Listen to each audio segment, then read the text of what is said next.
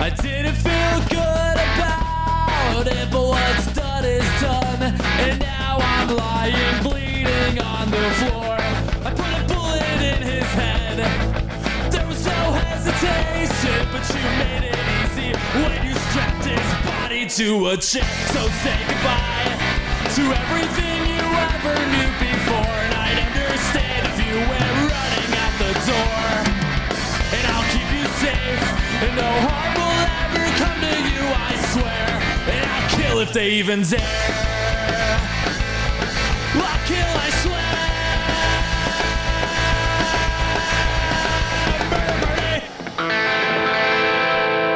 Mr. Boot. Hi, Your Highness. How you doing? I'm doing great. How about yourself? Good. I'm doing good, too.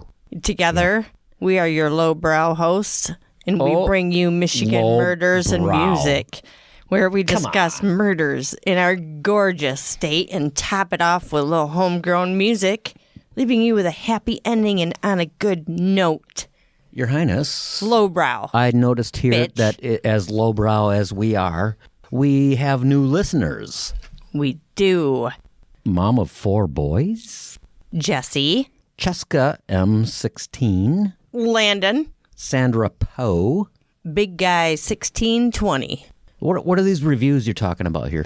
We have reviews by Lock Doctor, Polly Pay. Who do you have reviews by? I've got like Speed 76, Team Court, Nate and Anna Banana. Thank you, guys. I have a sister named Joanna Banana. She is not named Joanna Banana. That's her name. When her name is Joni D. Joni D. Joni Baloney. She hates you for that. You I know know. this, Yeah, right? yeah. Okay. Well, all of those people that we mentioned left a review. I'm sorry, Joni. I know you hate that. She's gonna bring her big ass dog over here and make him drool all over you. Okay, we have an The explicit... aforementioned people left content. reviews for our podcast, and we appreciate that. We appreciate good reviews, and we appreciate bad reviews. Of course. Yeah. Lowbrow Yeah, we got- hosts. Yeah. That's not I'm a lie. okay with that. What You we have do is how very many ounces lowbrow. of PBR in front of you? It's Like not Löwenbräu. Löwenbräu. Lowenbrow. Okay, so He's yes. drinking Pabst Blue Ribbon, for fuck's sakes there, Had folks. it on my mind. Hey, What? this episode's dedicated to my cousin David. Oh, God, I'm sorry. Rest in peace. I'll see you on the other side, brother. I love you. We have an explicit content warning. Oh, I think I already ruined. Her Highness has and Explicit. will continue to say naughty words. Yes. Words that are offensive to most adults and for sure. Fuckity. Not okay for kids. People don't like the fuck word. I don't. know what you mean. What is It's the fuck fine. word? F? It's the fucking fuck word. Oh, that's the F and F word. So anyway, in addition to that, we noticed something on our commute to and from work. If your children are screwing 2x4s, did I say tuba fours? 2x4. 2x4s. God, I just became my grandparents. You have a tuba downstairs. Yeah. This is an That's excuse. what a tuba's for. Yeah. Anyway, so these kids are screwing 2x4s into their tree, and they're at least 30 feet up. Okay, right now. every day that we came home, there would be like 2 more boards added to this There's tree. steps. And it's like a ladder going up this Yeah. tree. And Boo, of course, being the 12-year-old that he is, noticed it. It was like, oh. We did that when we were kids. And then I think we finally figured out that they did it to take a branch down because Yep. Mm-hmm. So it wasn't the kids after all. It was Dad trying to cut his tree we down do and not save a have buck. insurance. A few $1,000. Yes, it's very expensive. We do not have insurance for your Yeah, children. don't do it. Climbing trees in such a manner. My God. But let your kids go out and climb trees, on the other hand.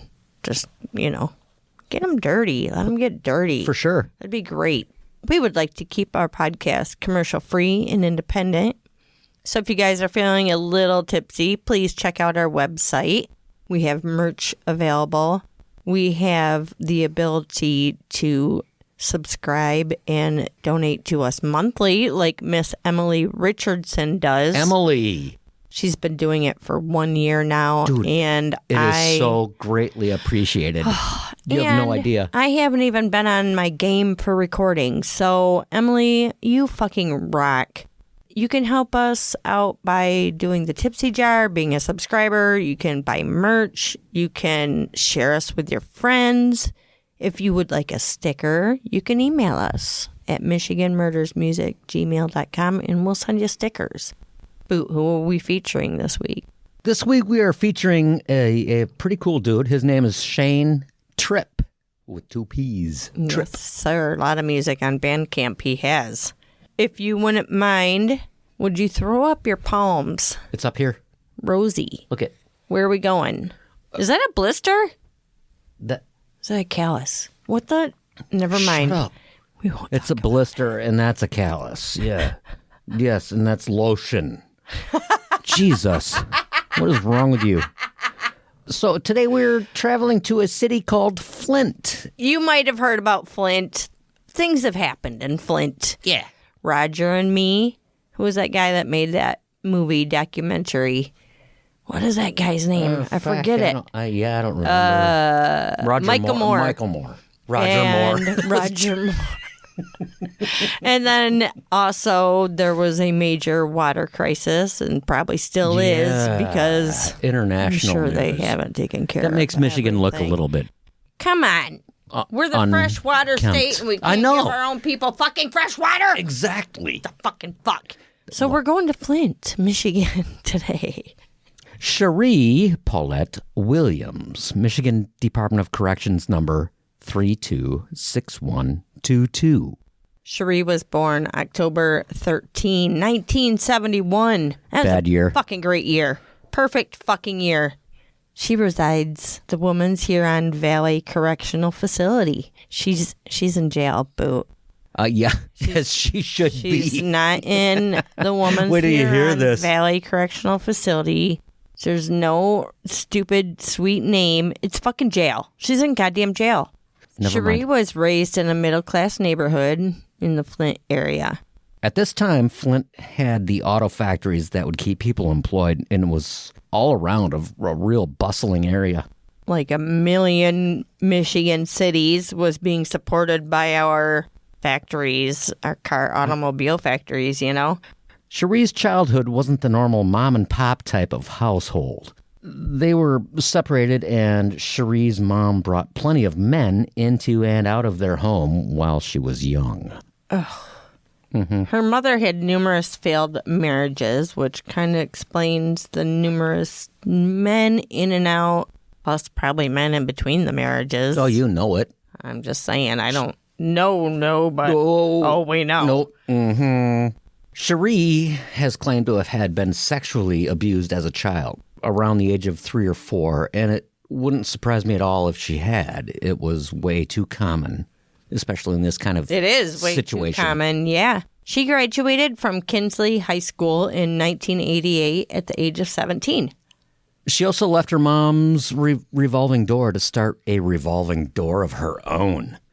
There's no good answer because some people choose to get out of the house and be different. Unfortunately, it didn't happen in this situation. Sharee left her mom's house but went right into the arms of her first husband. Sharee married for the first time in 1988. At the age of 27. Yep. Dang. If I'm not mistaken, she had... She would end up married and divorced 2 times by the age of 27. Oh, I see. Yeah. So she was married right away when she was 17. She moved into a place of her own with her first husband. And then by the time she was 27 years old, she had already been married and divorced 2 times. Goodness. Okay. So she had 1 kid with first marriage and 2 kids with her second marriage, right? That's what I could figure out. Sharee would make ends meet by selling Mary Kay. She worked Have you ever sold Mary here Kay? and there. No, but it's my fucking name. Eventually, she would take a job at a salvage yard and working for the original 2 owners until it was eventually sold to the man named Bruce. Bruce, don't bring me down. Bruce, don't bring me down. What is that all about? I never understood that. It was Electric Light Orchestra. Yes, it was. ELO.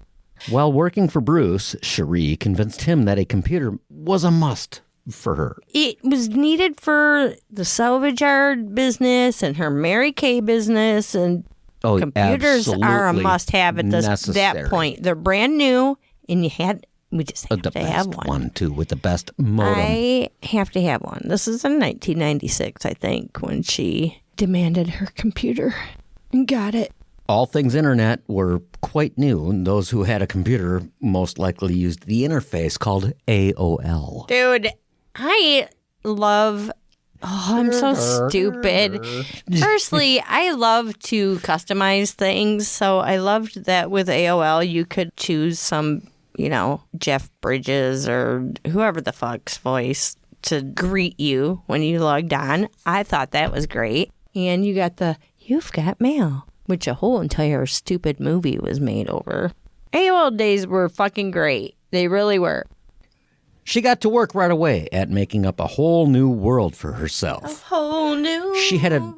right for the sex chat rooms. Bow, chicka, well. While Sharee is getting acquainted with numerous men in AOL chat rooms, she's also digging her claws into the new owner of the salvage yard. Bruce was not... Yes, Bruce. Bruce was not only a local GM employer, but now the salvage yard owner. He had a good job and a nice home, things that Sharee wanted and did not have for herself. It's okay that at the time she was 27 and he was 47. Yeah, it's okay. I only judge age some of the time. Yeah. I have a hard time with really big age differences, and that's just my opinion. And it just seems weird. Just how it is. I don't right around the same time that she moved in with Bruce, Sharee made a little appearance on the good old Montel Williams show. Okay, yeah. This is really weird to me. I'm going off script here. How dare you? How does she get away with this kind of shit? I mean, she's traveling across the country to go do a Montel Williams. Montel might have been in Chicago at that time. Okay, there was a lot it's not that far of a drive. Remember, Jenny Jones was in Chicago being taped, and they tape shit today in Chicago all the time.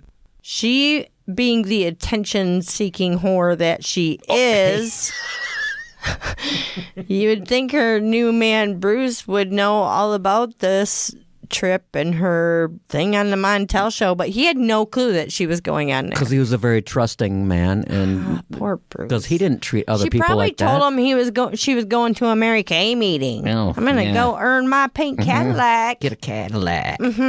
On January 27th, 1997, Sharee told Montel all about the abuse that her child had and or was receiving from her ex-husband. Basically, she was going on there to raise awareness for the state of Michigan because despite her ex-husband's abuse of the child, right, he still had parental visits. And she was hoping to make her voice heard and she stand up for her child. Yeah, this didn't work for her.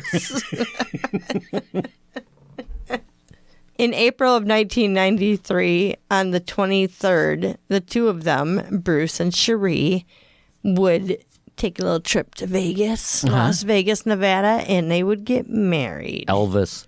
Yep. I don't know if it was Probably. Elvis, but... Because you gotta. Right? I mean, my first marriage was fucking Elvis in Vegas. God damn it. Good for you. Thanks. Third time's a charm, though. Oh, speaking of which, Sharee's third marriage and Bruce's fourth marriage. And don't forget the 20-year age gap. Oh, yeah. So Sharee's marriage to Bruce is her third, right? But it's Bruce's fourth marriage? It seems to be a bit of a bad track record for both of them. I'm just... Red flags. Hey, do whatever you want. Kill somebody if you want to. I can't say anything because I'm on my third marriage. It just seems weird. Really? You only said second marriage. No. What? Yeah. After the two came home, Sharee spent more and more time on her computer every possible minute that she could. In fact, kids went to bed on the computer. Phone's not ringing on the computer. Husband's gone on the computer. Yeah. So apparently you've had 3 marriages when you only told me that you had 2. She wasn't spending this time learning how to become a self-made Cadillac owner either. She was there to chat. Sure. Are we okay? I mean, can we do this for real? Oh. Would you like to dance, sir? I would. Very much Drink so. some of that Pepsi. You know, I feel a whole lot better about everything. You also sound like Barry White all of a sudden.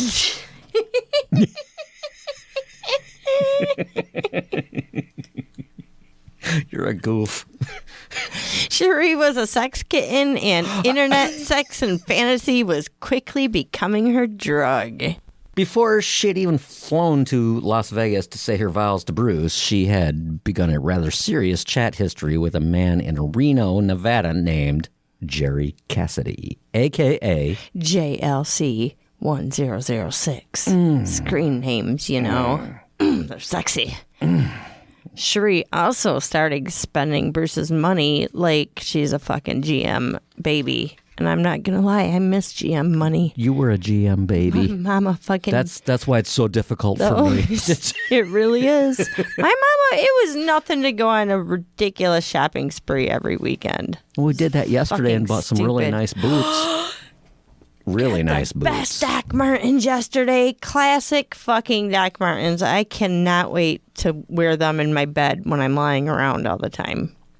She bought things for Sharee's herself. Spending that money, right? Oh, yeah. What is she doing? She's buying things for herself and her kids, mostly. 3 kids. There's videotapes yes. of it. I think she's got like that old VHS videotape of her kids and stuff. And she took trips for her business. Why is that in quotes? Mary Kay. $46,000 in credit card debt in Jerry's name, thanks to his 5th wife. Bro, $46,000 she has racked up. Dude, I would shit my pants. That would be cause. You're mad at me for the chocolate candle I ordered. Yes, as I am. a GM baby. But it smells good. Thank you. I have never, not once, gotten a credit card in your name. Well, thanks to. Nor have I grabbed any of your credit cards. Nor will I ever. $46,000. Dude, I would absolutely lose my mind.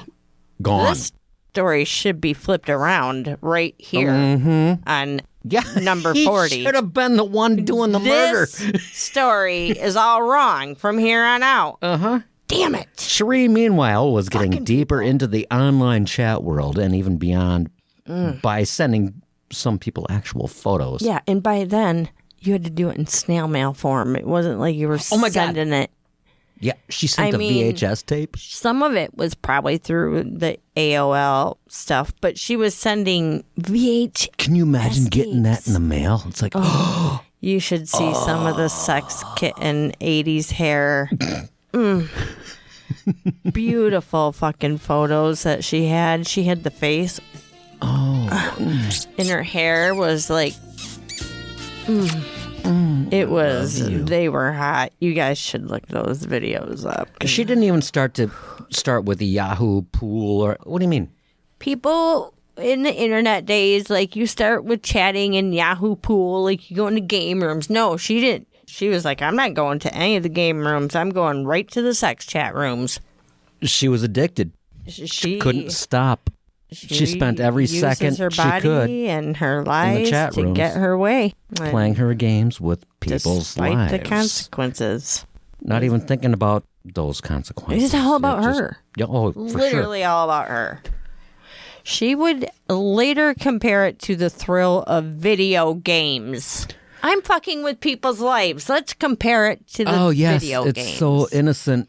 Getting to another level with a man, telling more lies and getting more love. You know, I get more fun at the park and ride than that. No wonder you're always going for bicycle rides. I'm in my underwear. Shut up. I'm in my Frumundies. Stop No, it. they're not Frumundies. They're called MeUndies. They're from undies.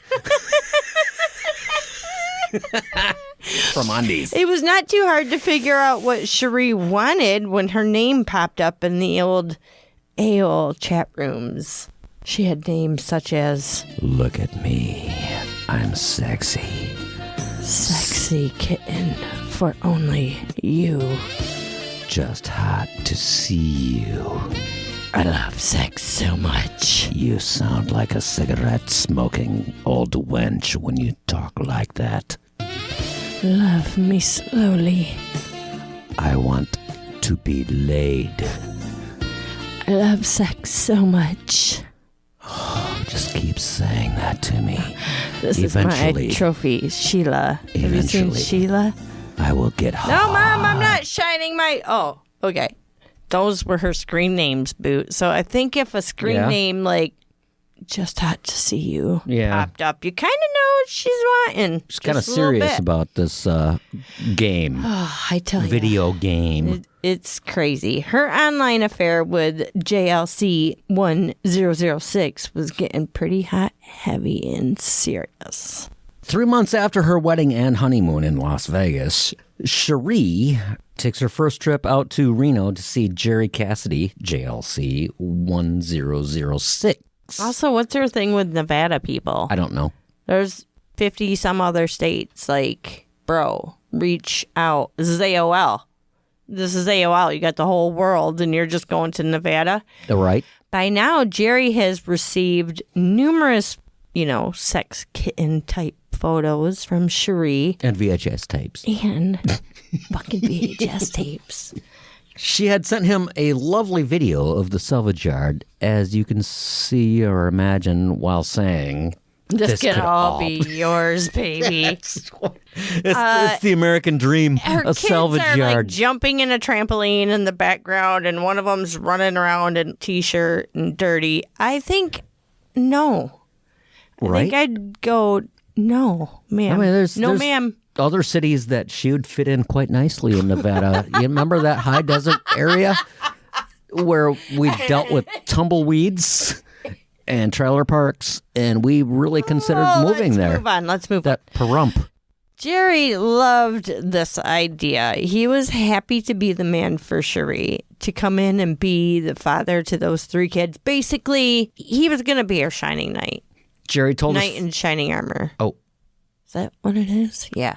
A shining knight? A shiny night. Stars and moons. And Jerry told his friends where he sky. worked all about her, and he was truly excited about the prospect of love with Sharee. I feel bad for Jerry because she's just a sack of lies.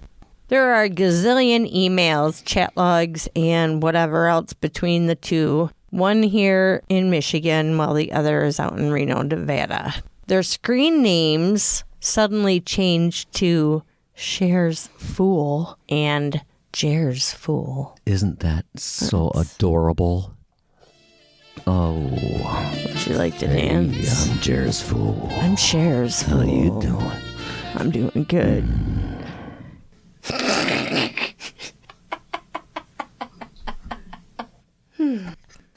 Ready? Okay, I'm going to light this up then. No. Not in this room.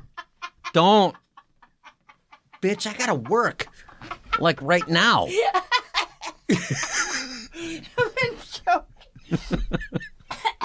I am not kidding. You take that in the other room. If you don't, I'm gonna go stand outside. I can work from outside. You're Just funny. get the long extension cord. So funny. Listen up, Boo. It goes like this. Put your headphones on and let me tell you a little story about Sharee. Listen. Do you suffer from a lack of a father figure? Do you have clinical depression? Have you ever accidentally broken your mom's favorite coffee cup, and when she found out you did it, she tied you to a bed and spanked you with a metal spatula? No. If you said yes to any of these things, I don't care. And to keep it a bean, no one cares. Daddy issues, I tell you. What number were we on? I don't know. I'm stretching Oh. and I feel funny.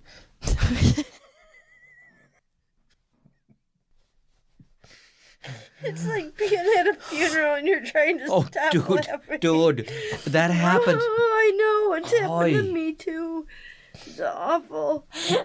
You just can't. In my defense, I was right in the front fucking row, too. the old man in front of us farted, and he did not make any response to it at all. And it didn't happen. And my sister and I about needed to be buried because we couldn't breathe. We almost had to leave the graveside burial. It was I know. awful and fantastic at the same time. Well, in my situation, afterwards, some old lady I didn't even know came up to me and she's like, I saw you boys laughing up there. And I thought it was hilarious. Did she? Yeah. Was she pissed about it? No, or was she not at all. kind of cute about She it? thought it was great. That's adorable. Well, hey, you can only deal with death in a couple of ways. And drinking isn't a good one to do, so you might as well laugh and fart. No one wants to be there in the first place. Oh, so Jesus Christ. If someone's laughing, okay, good. Good, yep. Her trips are either under the guise of girl trips, fake girl trips. You know all about that, right? No. No, because she was just so successful at selling her Mary Maybe Kay. she needed to go out there for Mary Kay business. Oh, yeah. I'm It sure. was one of the two. was legit. Girl trips, Mary Kay business.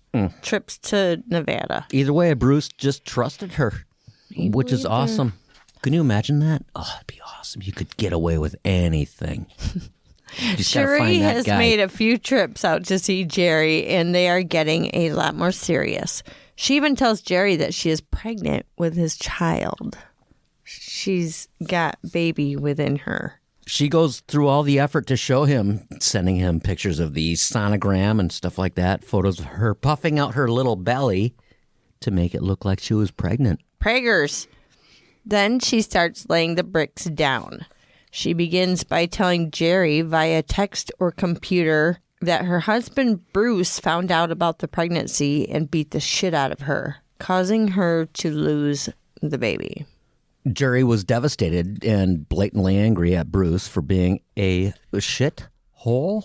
Yeah. I mean, Sharee is literally painting Bruce to be a wife-beating asshole. People believe that shit. She even took the time to use her Mary Kay Blues eyeshadow kit and bruised her abdomen and arms with the makeup. Remember when you made my ball sack look like that with You yours? are supposed to keep that secret, sir. Okay. It was funny. She took photos, which we did not do. She took photos and snail mailed them out to Jerry. So she used makeup to make herself look like Bruce beat the shit out of her. Jerry was an ex-police officer. In fact, he lost his job due to the fact that he told on someone in his department. Oh, a cop snitch? Yeah. Oh, I bet he's there's a special name for that. Oh, I'm sure there is. Crossing that thin blue line or something like that. Sharee knows that she is lighting a moral fuse within him by telling him these lies about her terrible husband. When asked why she wouldn't just leave him and come live with Jerry, she lied to Jerry more, saying seriously ridiculous things about Bruce. Things like, he was in the mafia and still has ties, and we know how that would end. She's basically trying to paint the picture that she's stuck with Bruce or she's going to die. Very manipulative. I can see where this poor dude would fall into it. Absolutely. Bruce has no idea that all of this is going on in his wife's life. She's losing babies and getting beaten by him. Yeah. She's also going to be rich from a lawsuit, and she owns a bunch of nursing homes. That's what she tells Jerry anyways. None of it's true. Jerry had moved to Reno from Missouri to get away from his problems, and it worked for quite some time. Until he answered that message from Sexy Bitch 6969. Jerry started drinking more after the loss of their first baby, which never existed. Right. He is in Reno becoming more depressed because the woman he loves and whom supposedly loves him is getting beat and losing his baby in a different state back here in Michigan. Jerry finally moves into his cousin's basement back in Missouri to kind of help get his poop in a group, get back on track. Yeah. Problem is, Sharee, the poop, is still in his life. And now she's pregnant with his twins? How? No. Mm-mm. Yeah, because she was visiting him. They had sexual intercourse, and But he put it in her butt. She's pregnant with twins, and Jerry is freaking ecstatic. He's so excited that he's going to have a family.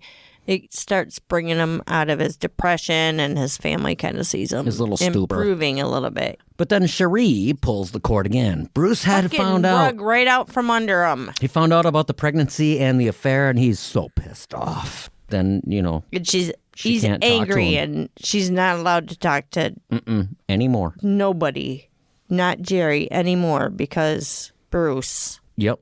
Jerry doesn't hear from her for a few days, and he starts to get worried. And so he calls the Flint area hospital to see if she's there. Ugh. Yeah, this is not the days where you could really just tell real quick. Like, on November 5, 1999, Jerry gets an email from BD Junk, which would be Bruce's email from the salvage yard. The email blathered on about the affair had been discovered and how Bruce was going to make her abort those bastard twins. Those are my words. Oh, okay, good. Pretty The harsh. next day, Jerry gets an email from an unknown sender. And this one is actually from Sharee. And she says that she is going away for a few days and she will contact him next week. It's getting weird. Mm-hmm. Sharee sends Jerry yet another email during this time saying that Jerry's ex-mafia friends had gang raped her. She's just egging him on and just pushing his buttons. I don't remember if I mentioned this, but Jerry basically left his police department in his officiarial duties. Yeah, because he broke the code of silence. She knows exactly what she's doing. She's pushing his fucking buttons by telling him all and it's this working. Stuff. So you know what these emails are making his blood boil. He is hearing all about his love, who is pregnant with his twins, getting beat up and gang raped. By the way, the beating and the gang rape resulted in a miscarriage of the twins. Of course it did. Yeah. Yep. Sharee. Jerry is now relatively angry. He's already been going through low patches, and Sharee was the light at the end of his tunnel, and that is all going wrong. He's ready to head to Michigan and take care of business. Oh, he's going to do it too. Pissed. That is when the emails turn from what is happening to Sharee to what they should be doing about it. Quick turn about face. Like, oh, I'm getting beaten up and I've lost my twins. You can fix it. Now what should we do about we this? should kill him or something. I don't. The emails are a complete roadmap to Bruce's murder that Sharee thought could be erased from the ether world. Yeah, ether. Erased from the internet with the click of a delete button. I have written that she had told Jerry that she was forced to get an abortion of the twins. I don't remember which is true. Either way, Jerry is in belief that either she was forced to abort his twins. Well, she's egging him on. The twins beat out of him. Either way, she's being a manipulative little bee. Bastard. On November 8th, 1999, Sharee had a pizza ordered for dinner that night. She gave Bruce very specific details on when and where to pick this pizza up. Bruce never came home with the pizza. Sharee calls Bruce's brother and her sister-in-law to see if they can run to the salvage yard to check in on him. I think they lived rather close. Of course, they found him. Sadly, the couple found their brother lying face down in a pool of blood. Bruce had been shot in the upper chest and neck area with a shotgun. The sister-in-law called 911. Around 2 a.m., the police showed at Sharee's door with the bad news that her husband had been shot. Sharee pulls out her best acting skills and did a rather good job of grieving appropriately, whatever that is. As the investigation began, there was no evidence at the crime scene at all. It's crazy to me. It's always crazy to me when no evidence is found. Sharee was asked if there was problems with anyone, and she admitted that Bruce's employee, John H., owed him money. So instead of going after the spouse like in every investigation, 90% of the cases. police zeroed in on this John dude.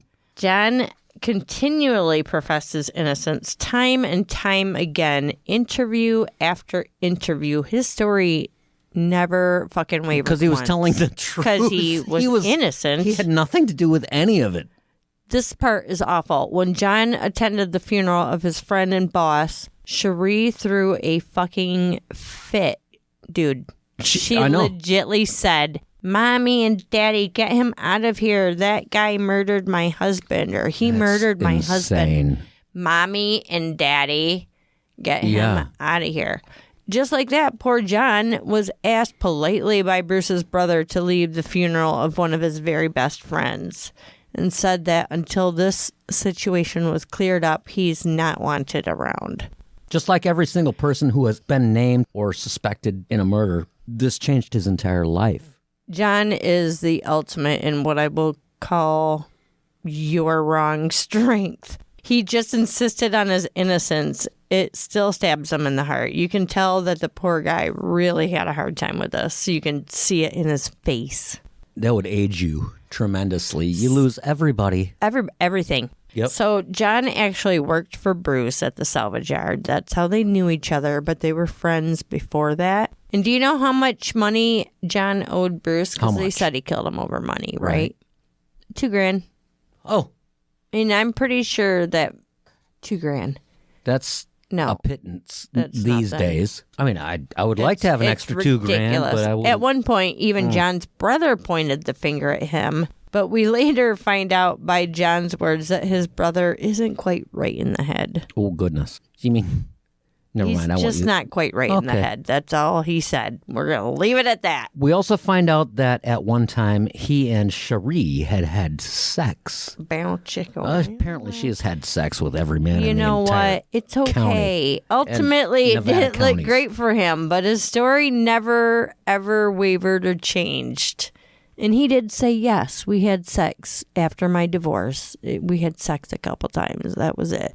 Through the course of the investigation, we found out that Jerry did fail his polygraph, but those are really only about 50%. Why do we even use those if they're only half accurate? I think it's a really good just intimidation. Like lying to the fucking people that cops can lie to them. I hate this. I hate that. Oh, they know I'm. Yeah. We learned that there is not a single trace of evidence in John's home. No evidence is ever found out against John, right? And he has an alibi. And he has an alibi. What the actual fucking fuck? And they're still like, you did it. Uh-huh. The only gun found at John's was a 16-gauge shotgun, and Bruce's murderer used a 20-gauge. I know all about those gauges. Let me tell you what. Despite all of the but you don't know about calipers. I know they're used in my car. Despite all, no one damn near take your finger off. Shut up. Despite all of the above, he remained a suspect for a long ass time. I'm not even sure how much they were actually looking into Sharee, his new fucking wife, who should be suspect numero uno. Well, she's been doing nefarious things with the detectives at the park and ride. Some time has passed, and Jerry's moved back home to Missouri. He moved back there. We already said that. Sorry. Jerry has turned back to alcohol. He's lost his love, 3 babies, fictional babies. Right. And his career as a police officer. He's not feeling really great He's fucking right now. down in the ditch, and I know how that feels. Jerry sits down in his easy chair and reads a passage from the Bible. You shall not murder, and whoever murders shall be liable to judgment. Matthew 5. Just for clarification, yes, he had the Bible open on his lap, and that's what they said he read. I'm wondering if it was underlined. Oh, right. Maybe a yellow highlighter or something? Yeah, because if you have a Bible open, there's like 862,000 passages on 2 pages. I mean, if you're really into it. It could have been any passage. Yeah. So he read his Bible, and then Jerry took his 22 and ended his own life. It's awful. After Jerry Thanks passed. to fucking Sharee. Yeah. After Jerry passed, his family was cleaning out the basement area where he had passed. And under his bed was a briefcase with 3 envelopes addressed on the top. Mom, Brother Mike. I don't know who the third one is addressed to. I want to say maybe the lawyer. I think he had a sister too, but I'm not positive. It did say on the top of one of the envelopes, Mike, do not open alone. Contact John O'Connor. And John O'Connor is an attorney, or his attorney. Yeah. Sadly, due to Jerry's mental state of mind, they had to have a bomb squad open the case just to be safe. Once the briefcase had been cleared, the family were to read their letters from Jerry in front of the attorney and in front of each other, which I think would be awful. Oh, yeah. His poor mom not only had to read her dead son's letter, but the disturbing story within the letter. Ugh. The letter contained a confession and reasoning to why he committed suicide. He told his mom that the day he drove to Flint, he walked into the auto salvage doors, said, "Hi, I'm Jerry," and shot him, regarding Bruce. Needless to say, it was devastating for his mother and his family to read that the reason Jerry took his life was due to Sharee's manipulation. Suicide already leaves a family with enough questions. Adding Sharee's manipulation made it 18 times worse. Then they opened the briefcase, and it was a goddamn gold mine of evidence against Sharee. If there's any pot of gold, this is it. The briefcase contained floppy disks, emails printed out, chat logs and printouts, airline tickets, and ultrasound photos. Fucking ultrasound this photos. Is like spy movie stuff, isn't it? It's like straight out of a spy novel. I bet they were her old ultrasound photos from her kids that she actually had. Oh, it could be. Fucking cunt. The briefcase was akin to the little tan envelope during a game of Clue. It contained all of the answers. It was like a scorned lover's last wishes. And I fucking love it. Yeah, every goddamn minute of it. He's got her. She's going down. I hate that Jerry committed suicide, but goddamn right he socked it to her in the end. The most important document of all would be the detailed plans, a literal guidebook to killing Bruce. Insanity.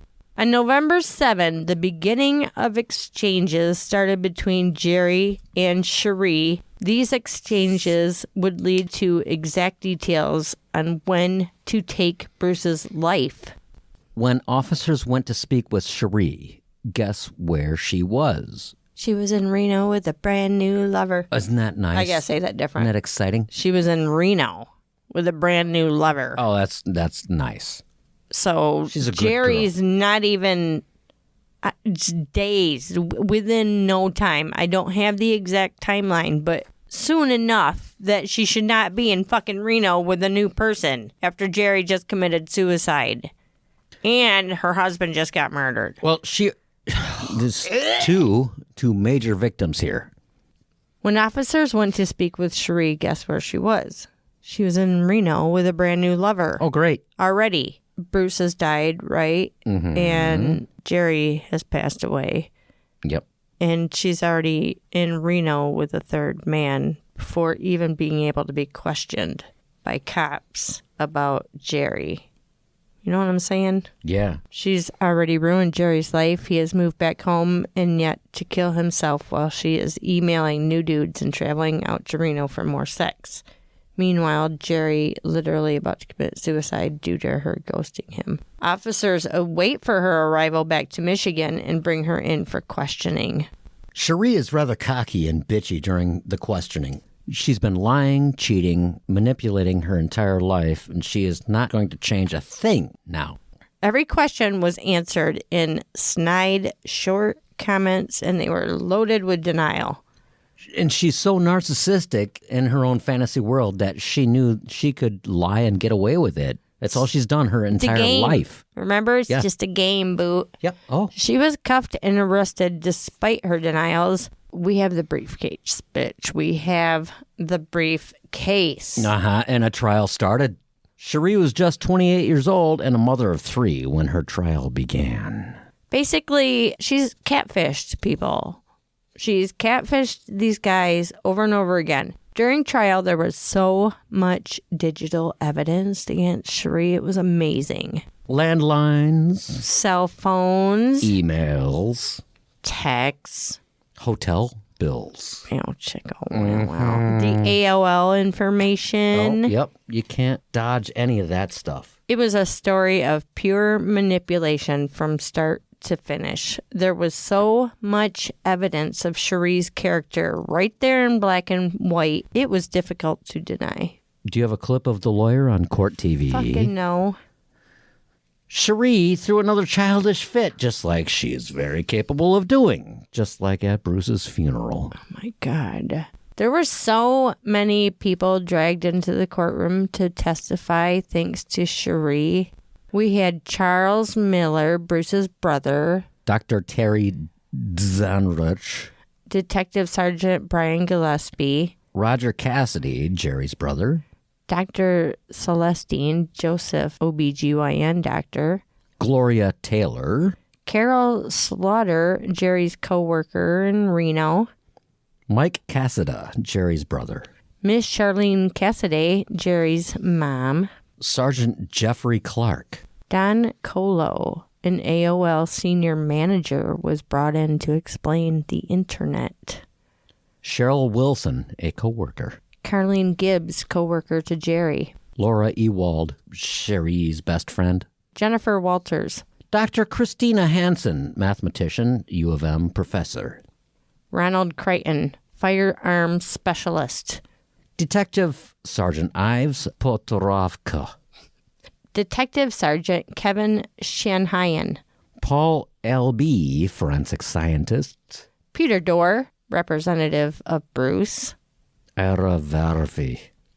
Anthony Birch. John Hutchinson. Harold Hutchinson. Remember those two? Oh, yeah. John Hutchinson got blamed for the murder, and Harold Hutchinson isn't quite right in the head, according to his brother John. And most importantly, Jerry Cassidy's letters were allowed as evidence of a full confession implicating Sharee. Bam.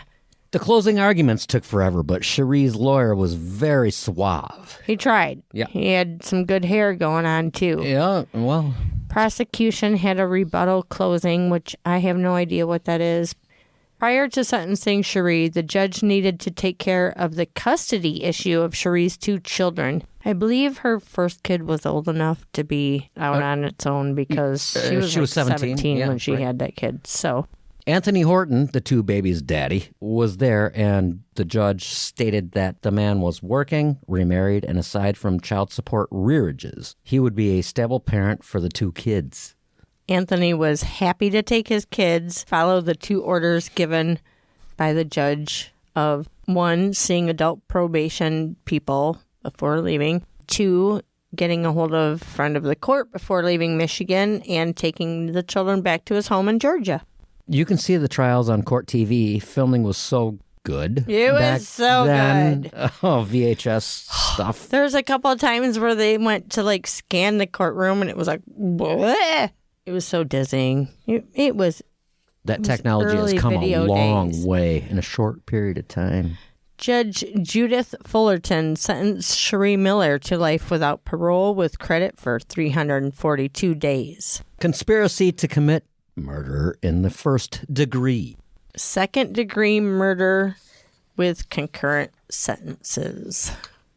Sharee had her moment to yap her trap, and she said, "I did not kill my husband, Bruce Miller, and I did not have someone kill him. I'm maintaining my innocence from here on out."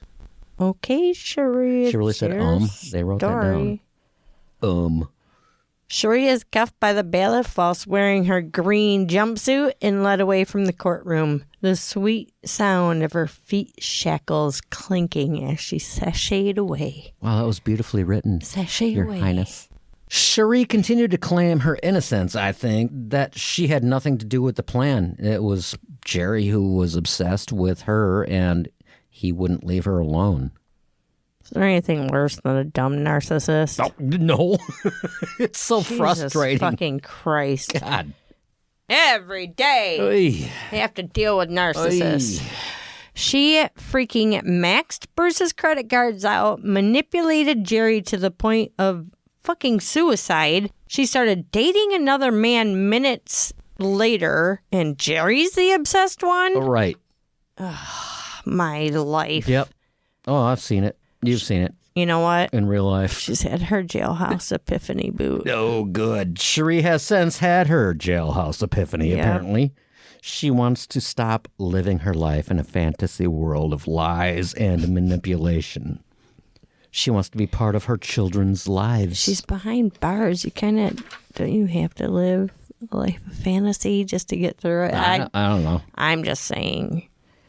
When she was 44 years old, Sharee sent a letter to the judge admitting to her part in the murder plots and plans.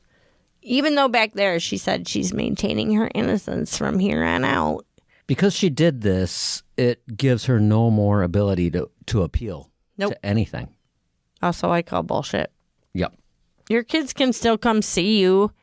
Are you She has saying 3 hots and a this? squat. She doesn't care about her kids. Sharee One bit. Sharee Williams will be available for parole in the year 2055. Another 31 years from this year of our Lord 2024. A little something for you here. Oh my God. Sharee. I forgot about this part. It's been weeks since I wrote this story. I know. Sharee married again whilst in jail. Yeah. A lovely gentleman. Saw her story on Snapped, felt some tingles, and started writing her. Why? And they got married. However, they also divorced. Love hurts. Yeah. What a mess. What is... Love hurts. Oh my So wait, God, that would have people. been Sherry's... Fuck, I lost how many times I don't know, she was 8th, married. 9th. No, oh 10th. man, you guys can see that on Snapped if you look it up. Like you'll marriage find it. means anything to her. Oh my God! Now I have told the story. I can go watch all of the true crime things about it because there's a lot of stories. Everybody covered this story, Boot. 2020. I try not to watch them. Dateline. Stop. I try not to watch them until I've done the story because I don't want you don't it want to it be. to taint you. Yeah. What else? Inside Edition. Snapped. Forensic Files. 2020. Bailey Sarian. Murder, mystery, and makeup. You guys love Bailey Sarian. Check her out. It's very entertaining. You know who she is. You ladies know her. She covers the story. Nice. It's crazy. The trial made national headlines due to the newness of the internet and AOL, just so you can find clips of it everywhere. They're everywhere. Maybe They're with Chocolate everywhere. Rain They're guy. everywhere. The entire court process is also on Court TV's website. Go on there, type her name in, and it will come up. Boo. Yes. Who are we? We're featuring an individual named Shane Tripp. I reached out to Shane, and he sent us an email with an MP3 Nice. included. Thank you, Shane. Freaking awesome. Shane Tripp is a singer-songwriter from Grand Rapids, Michigan. Shane produces a special kind of freak psychedelic folk that really entices the brain and makes it drip. You want to know the name of the song you sent us? I do. Crime. Ah, perfect, Shane. Crime. You guys go find Shane's music on Bandcamp. You can buy just a song at a time. You can buy an album. Support the dude. Go follow him on all of the places. I will have it all linked below. Boot, do Yes. not put yourself in compromising positions. Yeah, I kind of accidentally did that like 2 days ago at the local grocery store. And I won't get shot. Oh, yeah. I was kind of wondering. I got out of there as quickly as I could. We out. This Jesus. is Shane Tripp. Crime.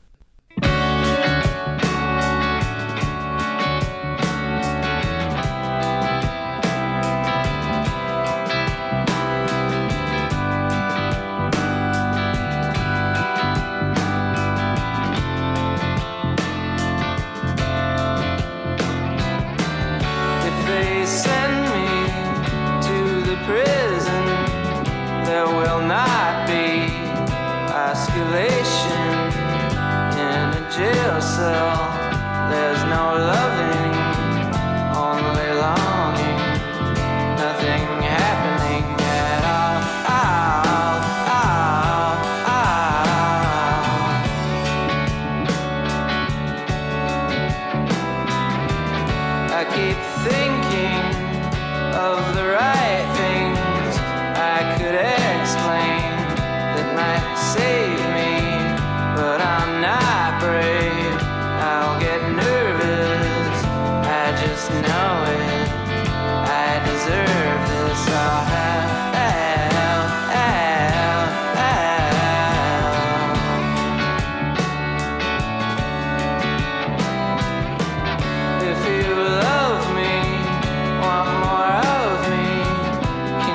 teach me to stop breathing, like my ceiling, or my lampshade, or my brother, or the footsteps outside.